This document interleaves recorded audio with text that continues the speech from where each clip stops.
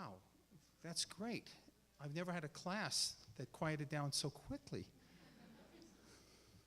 Good afternoon and welcome to the Utah Museum of Fine Arts and the University of Utah. My name is Bob Goldberg. I am Professor of History and Director of the Tanner Humanities Center. Please take a moment to turn off your cell phones and all electronic devices.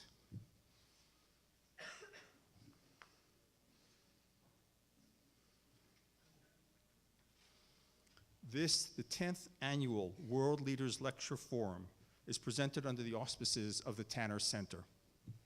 Each year, the forum brings to Utah global citizens, men and women who have shaped our worlds to share their ideas and experiences with the people of Utah. Previous lecturers have included Nobel Peace Prize winners Shirin Ebadi, James Orbinski, Mohammed El-Baradei, and former heads of state Julia Gillard, Ehud Barak, and Anders Rasmussen. I would like to thank the Hinckley Institute of Politics, the Honors College, the Humanities House, Humanities Scholars, the Lowell Benyon Community Service Center, the Lassonde Entrepreneur Institute, and the Osher Lifelong Learning Institute for their support. Also participating in our events are students and faculty from Salt Lake Community College, Brigham Young University, and Utah Valley University. To introduce our distinguished speaker, please welcome Troy D'Ambrosio, Executive Director of the Lassonde Institute at the University of Utah.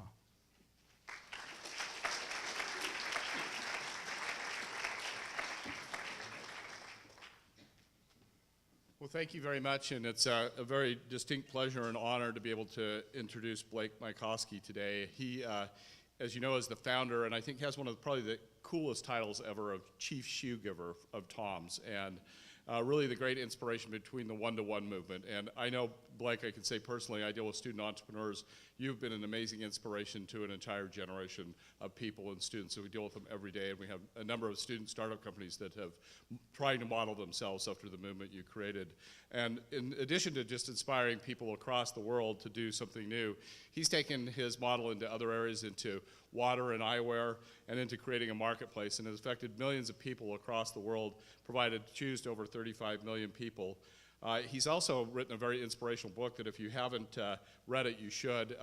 We recommend it to our students that are interested in this space and interested in just understanding how business can be both a profitable business, but also really have a great impact on the world. It's Start Something That Matters. It's a great book. You should all take a look at it. And he's received incredible awards and be recognized for his work, including from the Secretary of State in 2009, the Award for Corporate Excellence. So he's been recognized for his work by numerous people, and he's also had an incredibly interesting life and done some things. A native of Texas originally, but been on The Amazing Race, done a variety of things. And I'm also inspired that I learned from your bio that you got your start as a college student and starting your first business and as a campus laundry. And so it's very fitting that you're here and that I've had the opportunity to introduce you and welcome you to the University of Utah and to speak to our students. So please join me in welcoming Blake Mycoskie to the stage.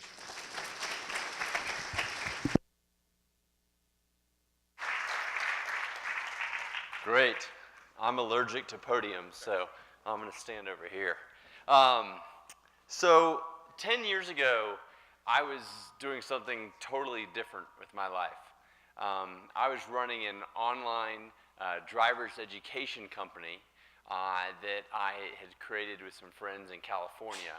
And you know, in doing this, in starting this company, as many entrepreneurs experienced, we were working our butts off. I mean, we were working literally, you know, 60, 70, 80 hours a week. We were working on the weekends, and by the time we launched our company, we were completely exhausted, and I needed to take a break. And so I decided to go take a month off and go down to Argentina. And there's a little bit of a backstory of why I chose Argentina, and that was because, as was just said, I was on The Amazing Race. My sister and I were on it in 2001. How many people have seen The Amazing Race? Raise your hand. Okay, most people. How many people saw it when I was on it in 2001? Anyone? No one in the whole room. Wow. So my sister and I raced around the world for 31 days. And after racing around the world, we ended up losing the $1 million by 4 minutes. And the worst part is it was completely my fault. And for all the guys in the room, I really epitomize the cliche that guys will never stop and ask for directions. And CBS showed this so wonderfully on national television as all my friends watched. My sister said to me, Blake, we're about to win $1 million. We're winning by 10 minutes. Let's just stop and get a map and make sure we know where we're going. And I, of course, said to Paige on national television, don't worry, I know exactly where I'm going. And 30 minutes later, we lost $1 million. And my sister, I don't think, has really forgiven me. Actually, a funny thing was about, I guess it was about a month or two after the show, my sister sent me this text message, and it had this like random string of numbers. And I thought that was weird, and I was getting ready to call her and ask her about it. And then I thought, well, maybe she just, pocket dialed me, right? So I didn't say anything.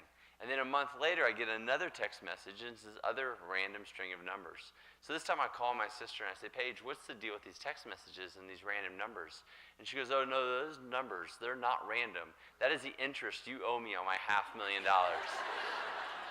And she's been reminding me of it ever since. But I digress a little bit. So Argentina. So the reason I went back to Argentina was I kind of made this personal pledge that I would visit all these countries that we went through on The Amazing Race, because on that show, you don't get to really experience the culture. You're going so fast. And I wanted to go back and take this month off and really just immerse myself in the culture. So I got a guidebook in Buenos Aires, and I flipped through it and kind of what Buenos Aires and Argentina is most well known for. And the first thing that came up was the tango dance.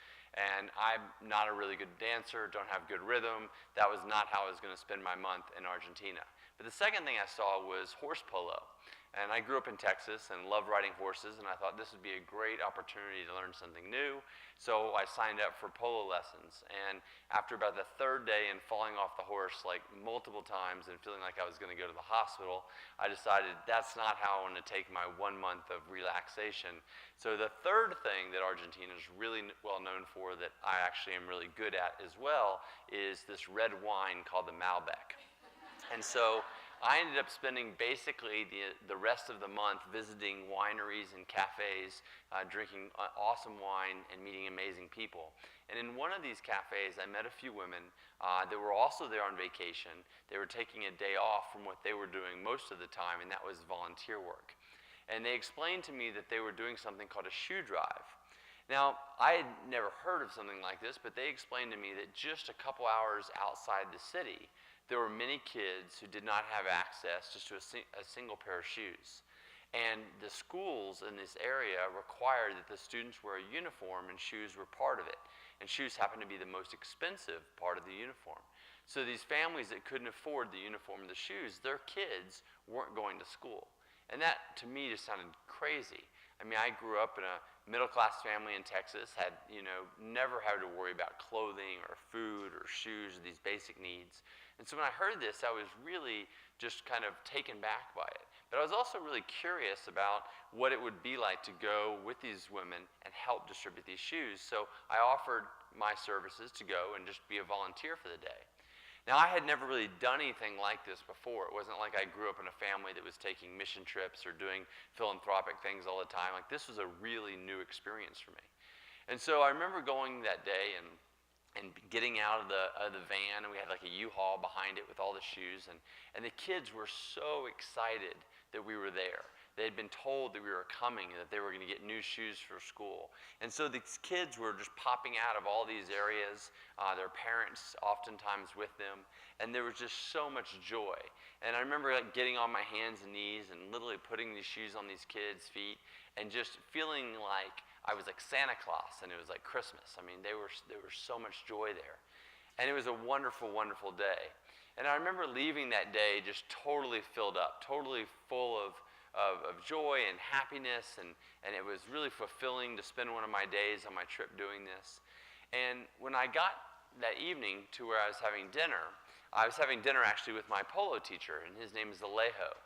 And I remember telling him how I spent my day, and he was really impressed that I'd take a day from my vacation to go do this volunteer work. And I was telling him all about the experience, and then he asked me a question that I really wasn't prepared for. He said, Blake, that's awesome what you did for those kids, and I totally know that area, and that's definitely, there's a lot of need there, but what's going to happen when they need the next pair of shoes? Because kids' feet grow fast, and if this is their only pair of shoes, they're going to grow out of them or wear out of them in a couple months, and you know, it sounds like these volunteers you met, they're from the United States as well, and they're going home, and so who's going to give them their next pair of shoes? And I didn't have an answer to that question. And I remember going to bed that night actually really disturbed by that question, because I wondered, like, did we actually do something good that day, or did we just make ourselves feel good by giving these kids these shoes? Like, if the kids got these shoes and then now they need them for school and then they wear out of them in 4 or 5 months and they don't have another pair, what's going to happen? Is that almost going to be worse for these kids? And so it was really on my mind and my heart that night as I tried to go to sleep. And the next morning I got up, and I have a morning ritual where I kind of write in my journal every morning and have a cup of coffee, and that's kind of how I get my day going. And usually if I have a good idea that day, it usually happens in that first hour or so. And on this particular day, I was writing about my conversation with Alejo and thinking about, well, how could I help ensure that these kids get their next pair of shoes? And in my mind, I was rattling through the things that we all think about that would be natural, like a charity, or get my friends to make donations, and then I could send them back to Argentina. All my friends had way more shoes than they needed. Probably everyone in this room does. But as I thought about that, I thought, you know, it's great, and that might work 1 or 2 years in a row, but what happens if people stop donating? What happens if they start focusing on another charity that has a big need, or a hurricane comes, or something that, you know, is more immediate? Then what am I going to tell these kids? So I don't like this idea. It didn't feel right to me, this idea of creating something that would be based on donations and handouts. And so I kind of turned to what I'd been doing since my first business in college, my laundry business, for about 9 or 10 years at that point. And that has been starting different businesses. Before Tom's, I had started an outdoor advertising company, a software company, tried to start a television network. It failed miserably. But I had been doing entrepreneurial things, and I had enjoyed that journey and the idea of using business to solve problems. So as I was thinking about this problem of kids not having shoes, I thought, well, why does it have to be a charity? Why not start a business? Why not start a business where someone can buy a pair of shoes that they need or want, and then help someone with a pair of shoes that they actually need? And so that's kind of how I was writing this idea. And I said, okay, if we sell a pair today, we'll give away a pair tomorrow, and it will be 1 for 1. And I was writing this in my journal about the same time that Alejo came to get me for breakfast. And without really thinking about it, I said, Alejo, I have an idea. I have an answer to your question.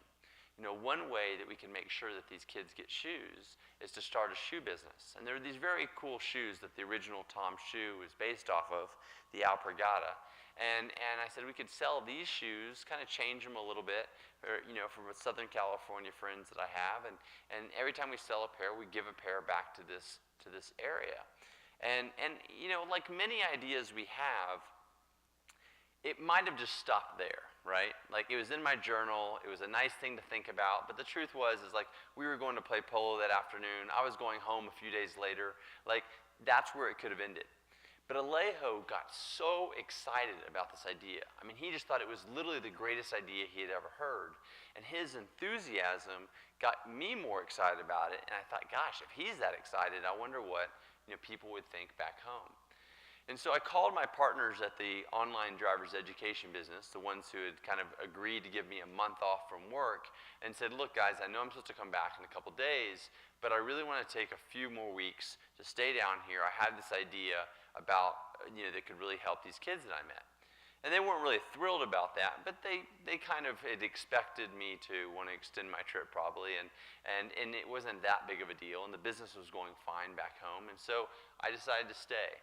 And so Alejo and I went around, and many of the shoemakers in and around Buenos Aires are very small. I mean, they're making them literally in their garage or in a small little barn in their backyard, and they're making these shoes, which became the original Toms. And we knew we had to make them more comfortable than they were making them, and we also had to make them more durable because they didn't last very long.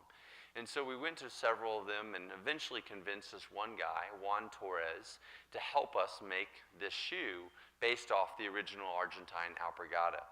And we made about, I don't know, maybe 250 pairs. It took us about 3 weeks to get them made, and then I went back to Los Angeles.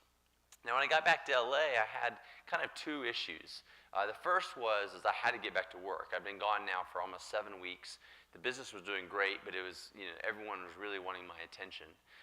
And the second thing was I really didn't know anything about selling shoes.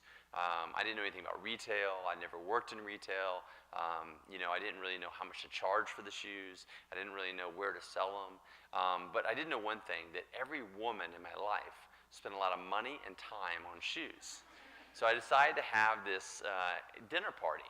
And I invited my sister and my girlfriend at the time and some of their friends. And I got all these girls to come to my house for dinner, or my apartment at the time. And when they got there, instead of having food on the table, I had all these bright colored shoes that we had made the previous few weeks. And they kind of looked at me funny, and I said, okay, I promise we're gonna have dinner. But before, I want you to try on these shoes. I'm thinking of selling these shoes, and they come from Argentina.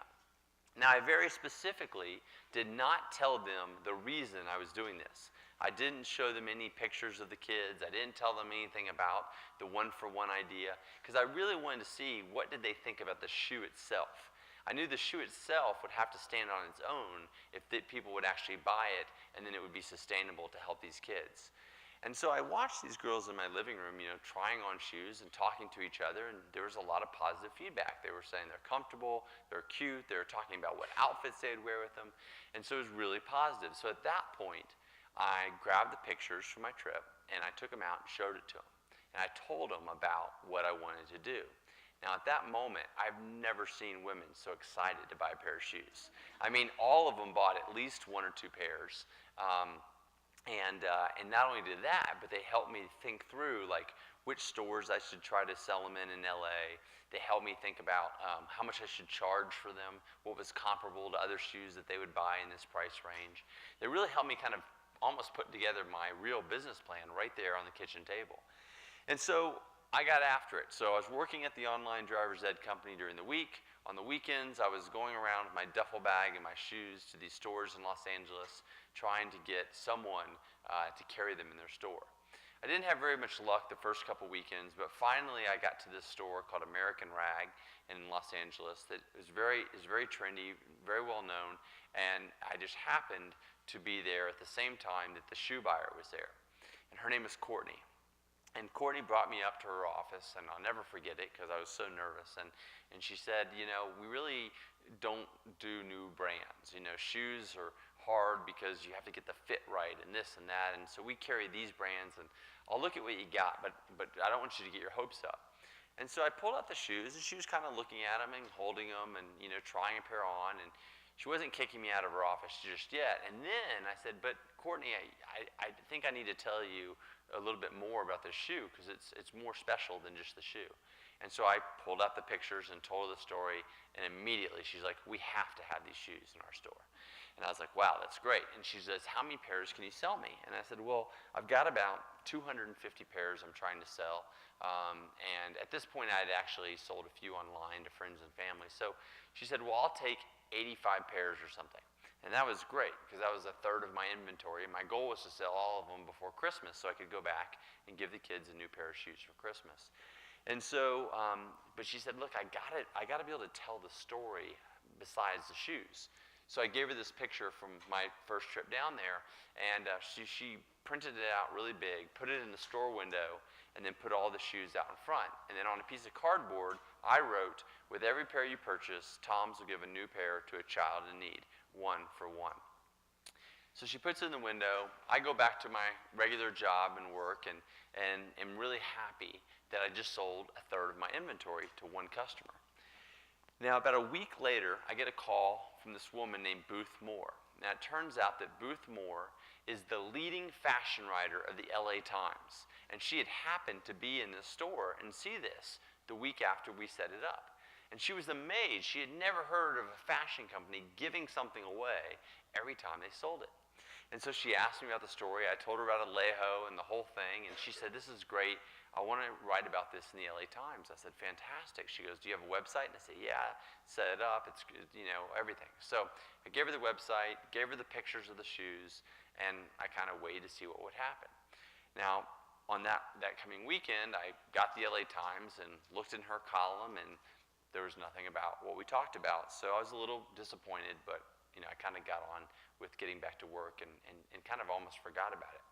So 2 weeks later, I wasn't expecting to be in the LA Times, but that morning I woke up, 9 or 10 o'clock Saturday morning, and I turned on my phone, and at the time I had a BlackBerry, and it started just like vibrating.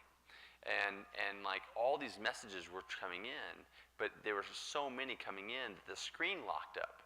So I didn't even know what was happening. And I remember putting it literally on the dresser and it like spinning around like it was possessed.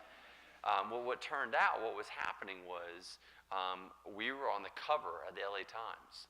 And it was only 10 o'clock in the morning, and we had already sold almost 2,200 pairs of Toms. Now, I only had 100 pairs in my apartment.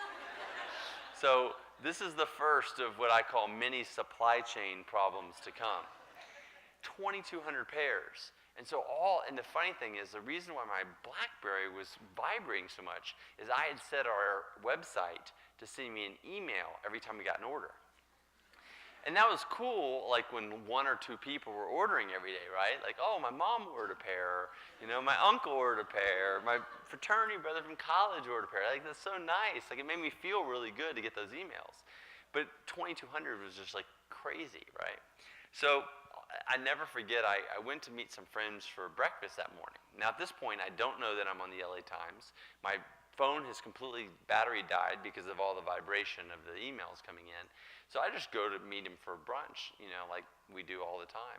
And when I got there, he like jumps out of the booth, and this diner right in Venice where I lived, and he said, "Oh my gosh, can you believe it? This is amazing."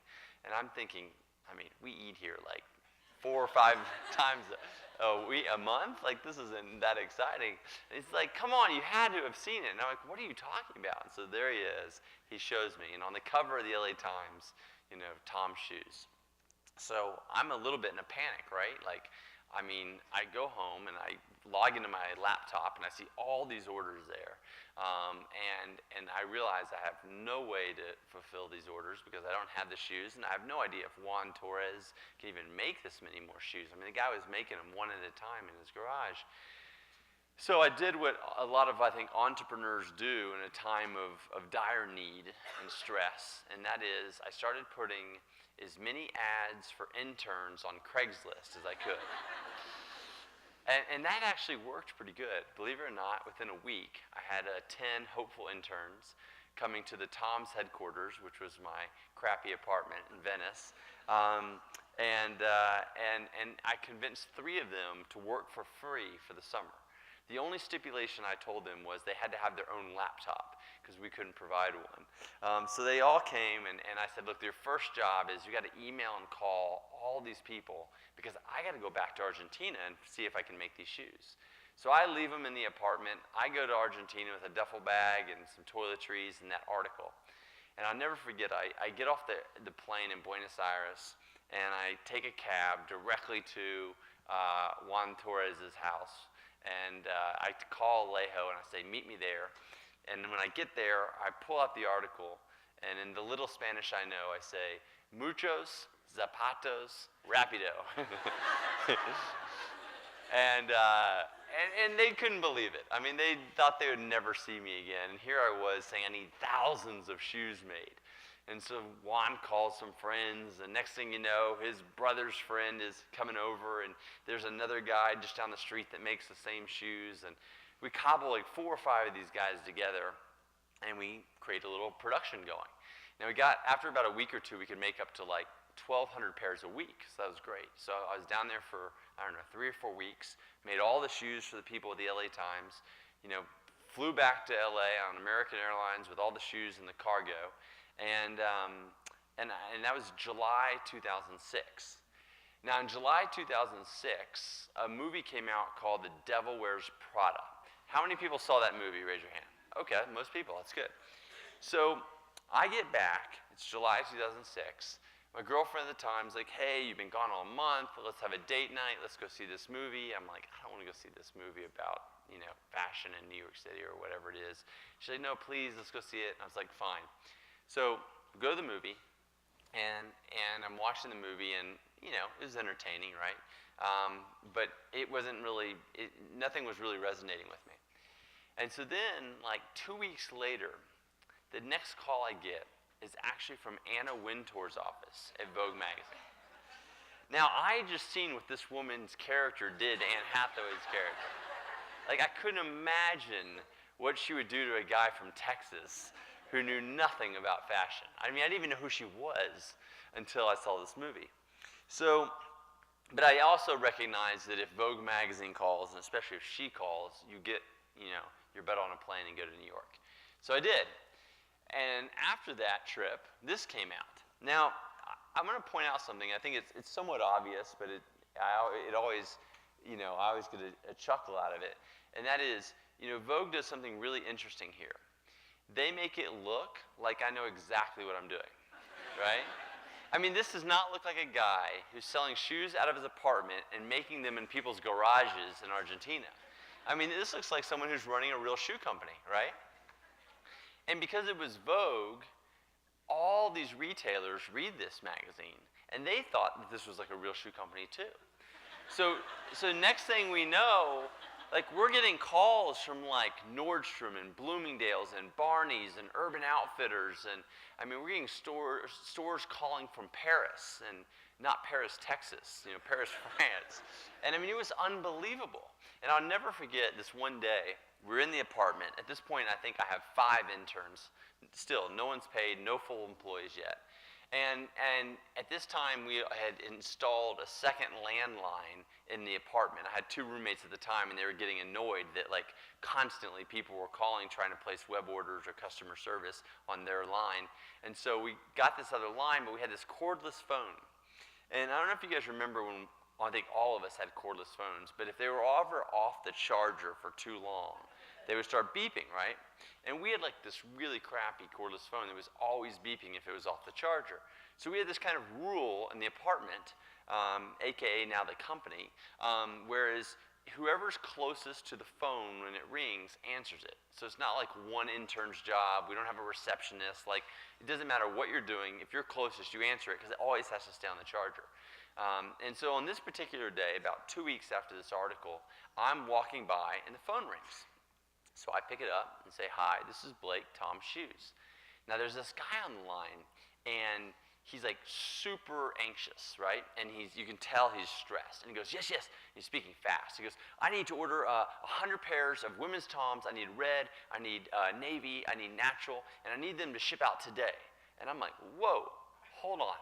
First off, I'm thinking, this is awesome. One person, 100 shoes, like this is good business. But I'm like, who are you and where are you calling from? And he said, oh, I'm sorry, I'm a little bit stressed. My boss is really putting a lot of pressure on me to get these shoes in. A lot of people are coming in asking for them now, and we don't have them. And anyways, I'm calling from the corporate office of Nordstrom in Seattle. Now, I, at this point, still don't know much about shoes, but I know that Nordstrom doesn't typically just call you at your apartment. Like, people take years to get a meeting with these folks. So I'm like, wow, this is amazing. And at the same time, I'm thinking, oh man, I don't have any shoes to send. Because just like the LA Times, when this article came out, our website was completely inundated with orders and we sold out very quickly. And we were making more in Argentina. And so I tell the gentleman, I say, sir, this is awesome. This is like the best call we've had all week. But I don't have any shoes to send you. So like 4 or 5 weeks, I'll have some more in. And if you give me your number, I'll call you and we'll get those sent out. And he said, no, that doesn't work for me. I need these shoes tomorrow. Like, just bump someone else's order. And I'm like, well, I can't really bump anyone else's order because, like, we don't have any shoes to send. And so at this point, believe it or not, this guy gets really pissed off.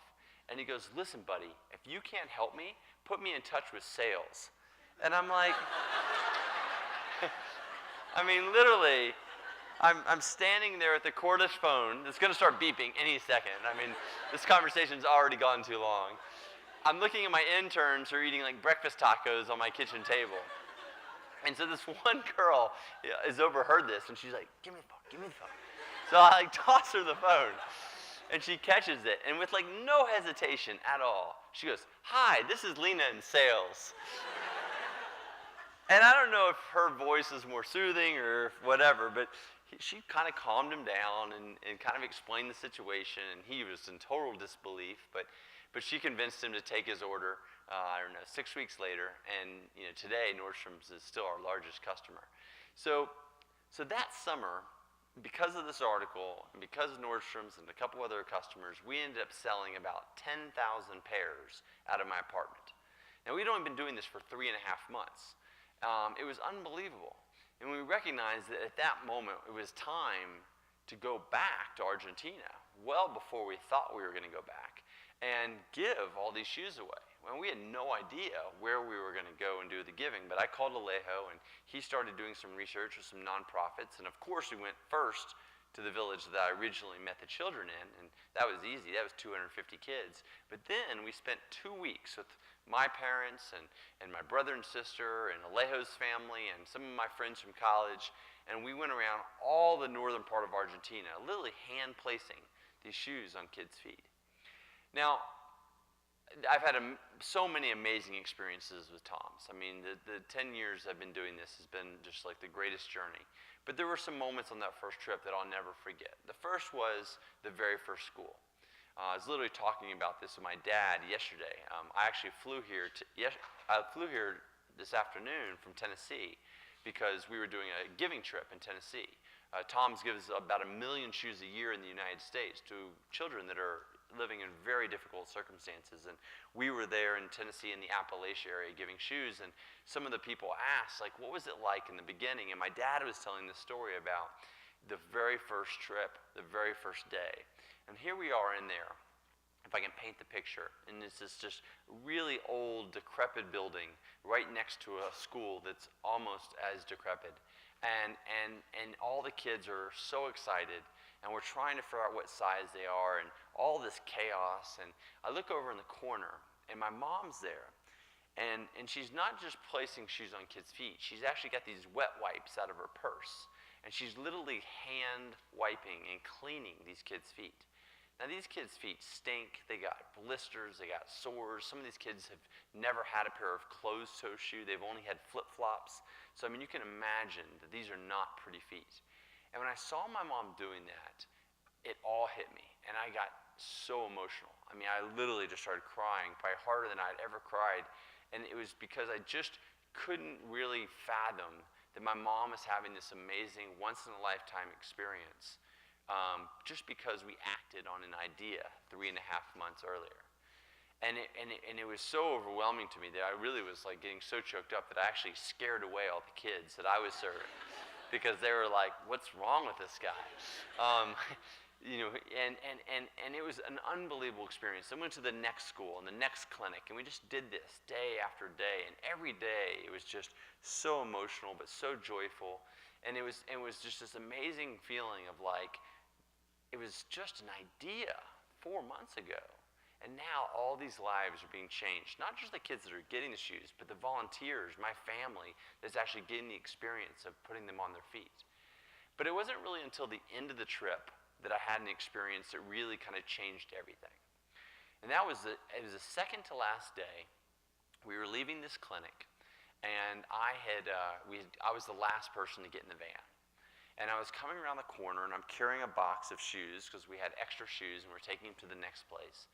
And this woman comes running around, and she's shouting at me in Spanish.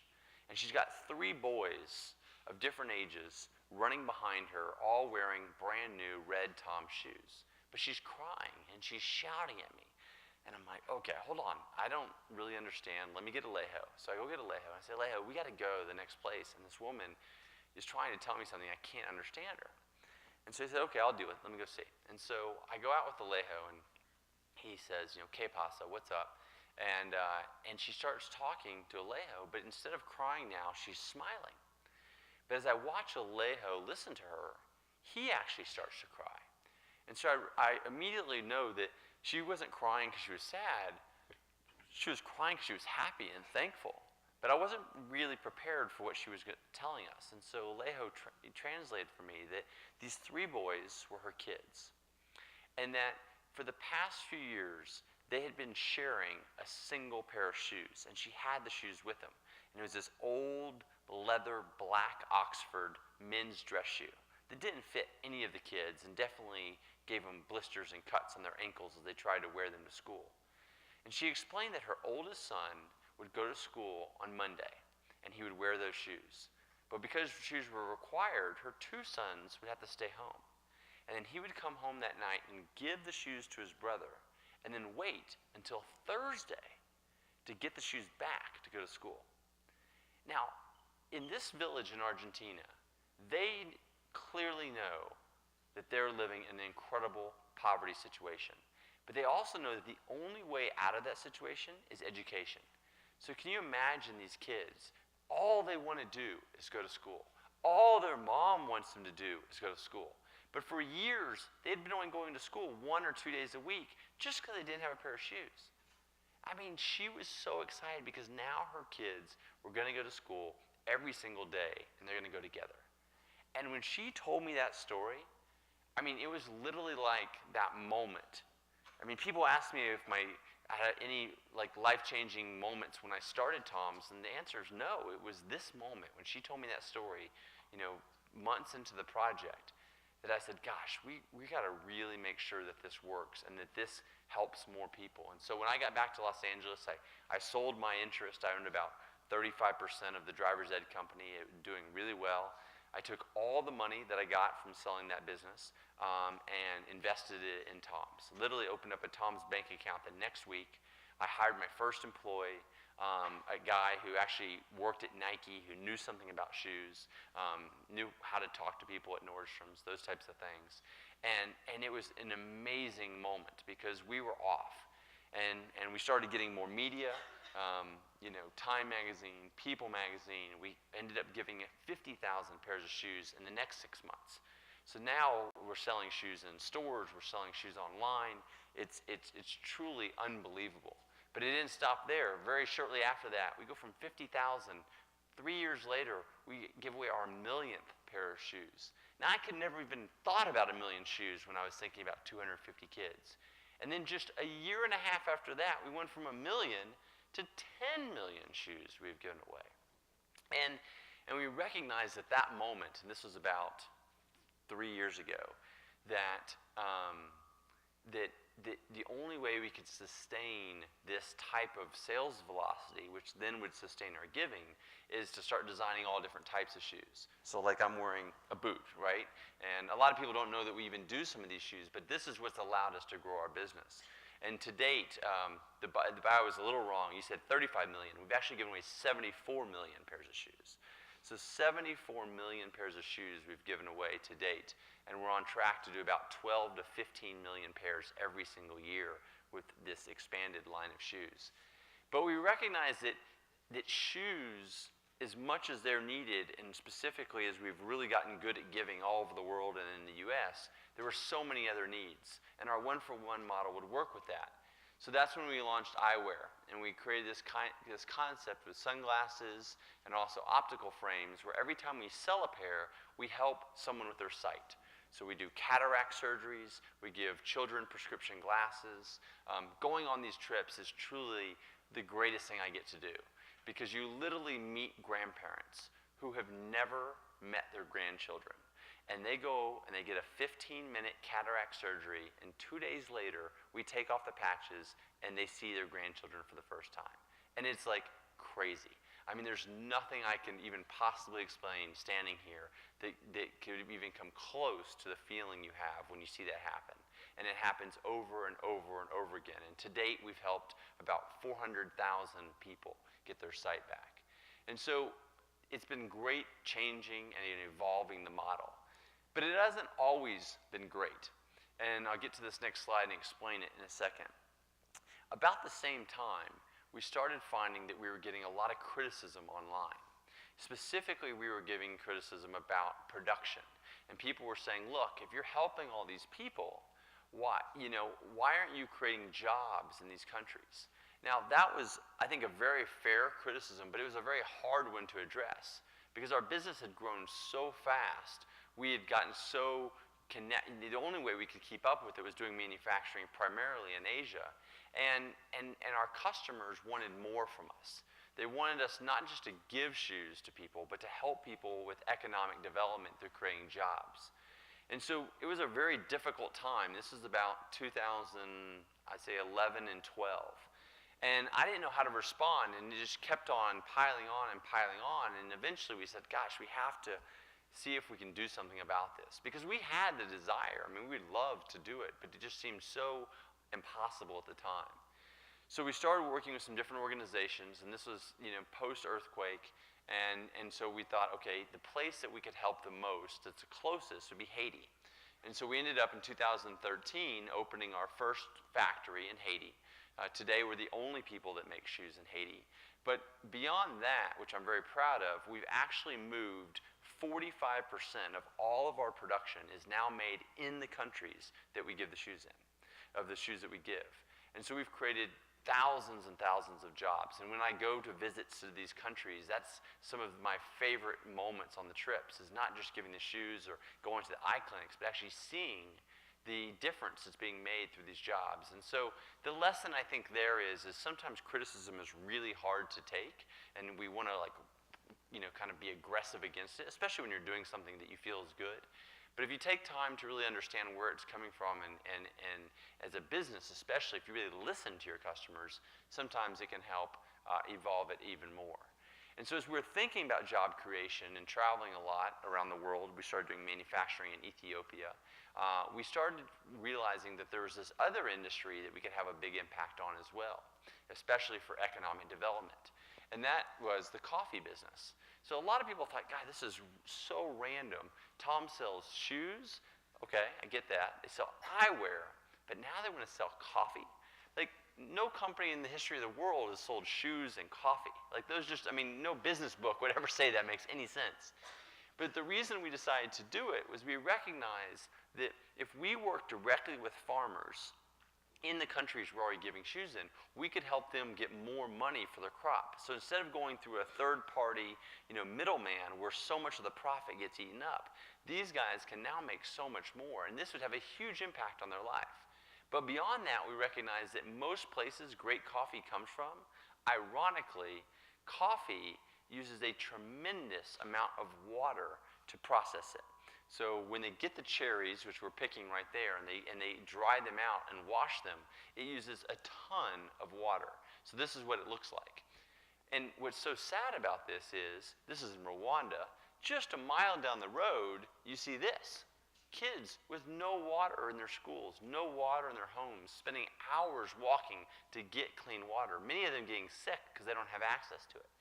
So that's when the one-for-one model came to life in a new way. And we said, okay, every time we sell coffee, we're going to help by donating and building water wells. And so that's what we launched a couple years ago. And we have 7 cafes in the U.S. now and 2 more international, or 3 more. We opened one in Korea last week. And we're hoping to roll out many more. So for every bag of coffee we sell, we help give water. And as we think about our business in the future, we think the one-for-one model, whether we do it or other companies do it, can have such a relevance in so many industries. So before I close up, I want to kind of share, I think, a theme that I think is relevant to everyone in the room, whether you're in business, whether you're a student, whether you're even just thinking about your own personal brand. And that is that, giving feels really good. Like, when I first went to that village in Los Pilitones, I had the best day ever. It was so fun. I was so filled with joy. And giving is a great thing to do in of itself. But what I've learned in 10 years of Tom's is that giving doesn't just feel good, it's actually really good for business. And it's really good for building your personal brand. And there's nothing wrong with that. For so long, we were kind of forced to think of these things as totally different ideas, business and giving, or building your personal brand and giving. But actually, when you integrate it into your life in a holistic way, or more importantly, I think, into your business, then it can actually be a really powerful driver. And I'll never forget, the first time I recognized this was about, I don't know, 5-6 months after we started Tom's, and now we're selling in Los Angeles, and now I want to go to New York and start selling there. And so I'm there, and I'm trying to get some sales. I'm not having very good luck, and I got to go back home. And so I go to the airport. And on this particular day, I wasn't wearing a pair of Toms. I had just a pair of trainers on. And I got to American Airlines, and I'm getting ready to check in on the kiosk, and there's this girl, and she's wearing a red pair of Toms. And now at this point, I had never seen a stranger wearing our shoes. So this was like really exciting for me. And so I said, excuse me, I wanted to ask her about them, see what she said. So I said, you know, I really love these red shoes you're wearing. What are they? And kind of just playing ignorant. And at the same time, I'm doing the check-in, because I don't want to act like too interested, you know. And she looks at me, kind of out of the side. She's doing the check-in too, and she stops what she's doing. And she kind of says, oh, they're Tom's shoes. And I'm like, oh, that's cool. And I'm still doing the check-in. And then she's like, wants more of my attention, right? So she literally puts her hand on my shoulder. This is a total stranger at the airport. And she goes, no, you don't understand. This is the most amazing company in the world. When I bought this pair of shoes, they gave a pair to a child in Argentina. And then she goes, and there's this guy, he lives in Los Angeles. I think he lives on a boat. And she starts telling me like my life story, like word for word, right? And with tons of passion, like more than even my mom tells it, you know? And so I'm like, oh man, I gotta tell her who I am now. So I say, excuse me, ma'am, actually, I'm Blake. I started Tom's. And she's like, I mean, like a deer in headlights, just totally awkwardly quiet for a long moment. And then she goes, why did you cut your hair? and literally, that was her one question. But I learned so much from that question, actually, about business. And that was that the reason she knew I cut my hair was because she wasn't just a customer. She'd watched every video on YouTube of us giving away the shoes. She knew everything about what we were doing. And she was totally into it. And I remember talking to her a little bit before I had to go catch my flight and thinking, like, if this woman knows that much and cares that much about Tom's to tell a stranger at the airport, then how many other people has she told? Surely she's put it up on Twitter and bought Tom's for her friends for holiday presents or birthday presents. I mean, and I started doing the math on the way home, and I realized, like, we don't need to focus on traditional advertising and marketing. We just got to get our giving story out there more, share it more with our customers, because they will do it for us. And that's exactly what happened. I mean, there's no other way you can explain a company going from an apartment to selling and giving over 70 million shoes in just 10 years. The only way that could happen is if people are sharing the story for us because they're proud of what they've done with their purchase. And so that was the first moment I recognized that giving isn't just a feel-good thing. It actually can be a huge business driver. And then the other way that I've recognized, and I'll wrap up here, is that the most important thing when you're building a business, everyone says, is your employees and your culture. And that is so true. I mean, I am a firm believer that you can almost accomplish anything if you've got the right people with the right attitude in the room. But it's hard to attract amazing talent. And in this landscape, it's really hard to retain amazing talent. And so the thing is we've been able to do that, and I think that's what's allowed us to grow so much and be so successful, is because people come to Tom's not because they're just coming for a job. They're coming because they get purpose and a paycheck. And so we have people from, in the early days, when we were still working out of my apartment, we had people leaving Nike to come work in my apartment because they believed so much in what we were doing. And then we moved into a warehouse, which wasn't that much better, and we still had people leaving these amazing blue chip companies, Goldman Sachs, Deloitte & Touche, IBM. They were coming to to work at Tom's because they want to be part of something bigger than just making money. And for the students in the room, like the thing is like, as you're thinking about your experience in school and what you want to do when you get out of school, your grades, of course, are important, but as important is what you do with your free time. And the more you can find ways to either volunteer or maybe do a semester with a nonprofit or find a way to show that you have something that's more important than just your own advancement, that's going to stand out as much as anything on your resume. So in summary, like what I've learned through all this, I mean, I've had all these amazing experiences and I've enjoyed, getting to share some of them with you, but the thing that I've learned most, and I think the thing is that I hope that people will take away is that giving is great, and we should all do it just for the purpose of doing it because it's awesome. But it also is great for business, and it's great for your building your personal brand. And my hope is that you all, as you think about your life going forward, will include more giving in it. So thank you very much.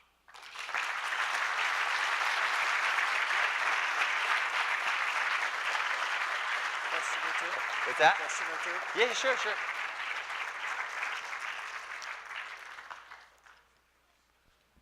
Blake would love to take a question or two. If you're a student who is attending the closed session in the Eccles building right after this, please hold your question. If you're not a student attending the session, we'd love you to ask a question. We will pass a microphone around to you.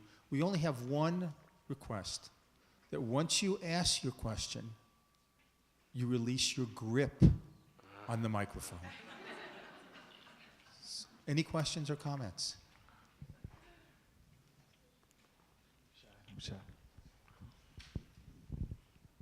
Hello. First of all, thank you so much. That was a great talk. So my question is kind of based on a story and an experience that I had. I actually just got back from the States after living in a rural area in Rwanda for the past year. Okay. And there were a lot of really well-intentioned, actually the area that I was living in is currently experiencing a famine and a drought.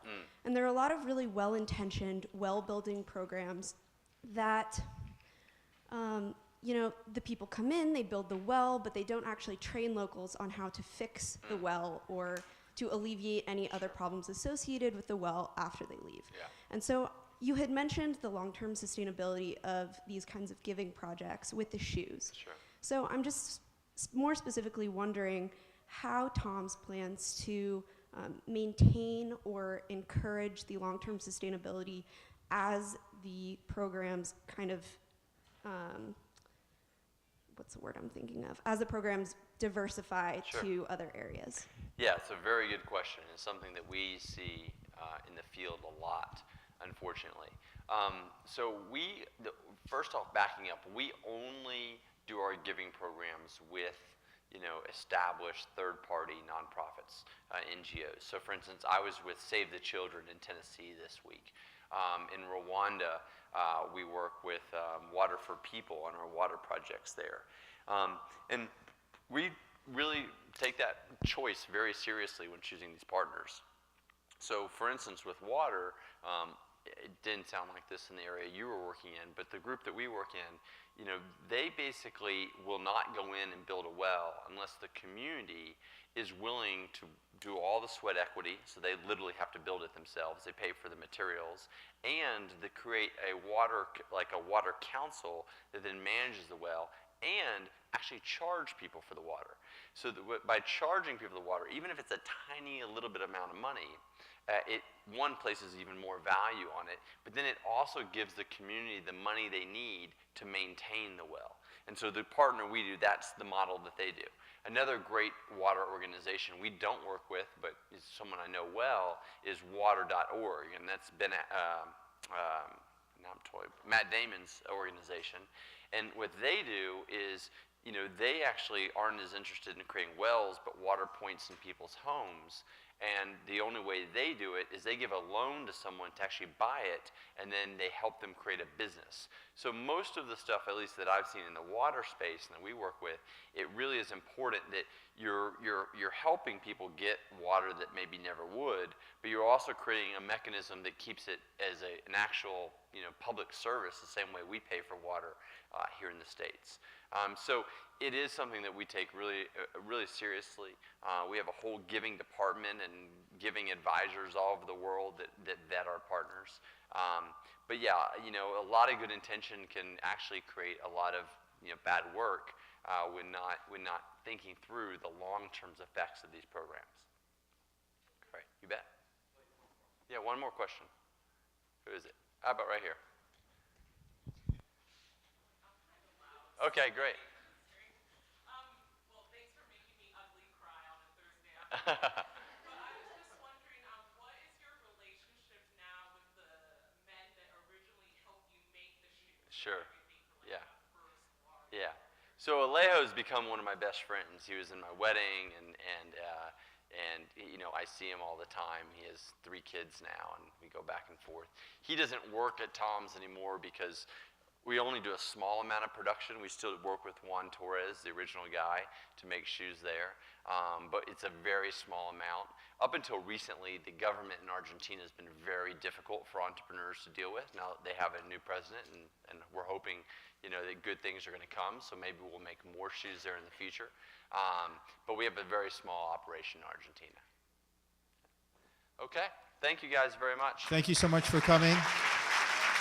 Drive safely.